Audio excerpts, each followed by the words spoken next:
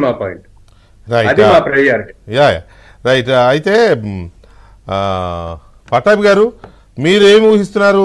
షర్మిల గారు నిన్న జాయిన్ అయిపోయారు. అంతకుముందంటే రకరకాల అంచనాలు వస్తుందా, చివరికి ముందు రోజు నైట్ కూడా తులసిరెడ్డి గారు నా డిబేట్లోనే నాకు నమ్మకం లేదు, 50-50 ఛాన్సెస్, ఆమె జాయిన్ అయ్యేదాకా నమ్మకం లేదంట ముందు రోజు నైటే తులసిరెడ్డి గారే. అలాంటిది ఇప్పుడు జాయిన్ అయిపోయారు కాబట్టి ఈ జాయిన్ అయిపోయిన తర్వాత ఆవిడ కాంగ్రెస్ పార్టీలో జాయిన్ అవ్వడానికి తెలుగుదేశం పార్టీ ఎలా అంచనా వేస్తోంది?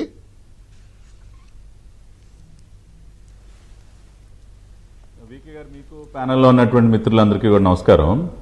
సరే, షర్మిల గారు కాంగ్రెస్లో జాయిన్ అవటం అనేది మనం ఎన్నో రోజులుగా ఒక లాంఛనంగానే మనం అందరం కూడా భావిస్తున్నాం. ఎప్పుడైతే ఆవిడ తెలంగాణ ఎన్నికల్లో పోటీ చేయకుండా ఆవిడ విరమించుకున్నారో దానికి ముందే ఆవిడ ఢిల్లీ వెళ్ళి అక్కడ మాట్లాడుకుని రావటం, పోటీ నుంచి దూరంగా ఉండటం, సో ఇవన్నీ గమనించినప్పుడే ఇక అది లాంఛనమే. ఇంకా కొద్ది రోజుల్లోనే ఆవిడ పార్టీని విలీనం చేసి కాంగ్రెస్ కండువా కప్పుకుంటారని చెప్పి మన అందరం కూడా ఊహించాం. ఆంధ్రజ్యోతి దినపత్రిక ఎప్పటి నుంచో దాని గురించి వార్తలు కూడా ప్రచురిస్తూనే ఉంది, అది నిజమైంది.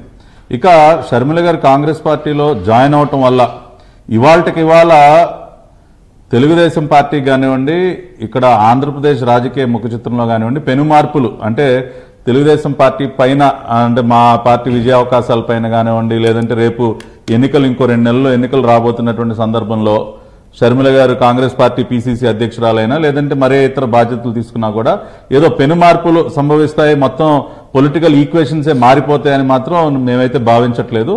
పెద్దగా ఆవిడ ప్రభావం ఎక్కువగా అయితే ఏమి ఉండదనే మేమైతే భావిస్తున్నాం.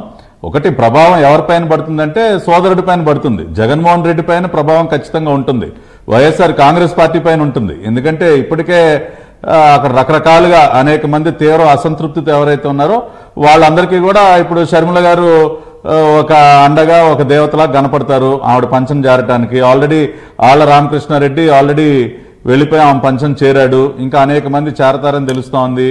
మొన్న మనం డిబేట్ చేస్తుండగానే మల్లాది విష్ణు కూడా ఆ రకంగా ఆలోచిస్తున్నాడని చెప్పి మనం వార్తలు చూసాం. కాబట్టి ఎవరైతే వైఎస్ఆర్ కాంగ్రెస్ పార్టీలో అసంతృప్తితో ఉన్నారో వాళ్ళందరికీ ఒక ప్లాట్ఫామ్ క్రియేట్ అవడానికి షర్మిల గారి ఎంట్రీ కాంగ్రెస్ లోకి అది ఉపయోగపడుతుంది. అంతకు మించి పెద్దగా రేపు కాంగ్రెస్ పార్టీ రేపు ఎన్నికల్లో వీళ్ళందరినీ, ఇటువంటి అసంతృప్తులందరినీ చేర్చుకున్నంత మాత్రాన పెద్దగా వాళ్ళు ఫలితాలు సాధిస్తారని కానీ షర్మిల గారు పెద్దగా ప్రభావం చూపిస్తారని అయితే మేమైతే భావించట్లేదు. ఇప్పటికే ప్రజలందరూ కూడా వన్ సైడ్ గా డిసైడ్ అయిపోయారు. టీడీపీ జనసేన కూటమి వైపు ఇప్పటికే కంప్లీట్ గా వాళ్ళు ఒక నిర్ణయానికి వచ్చేశారు.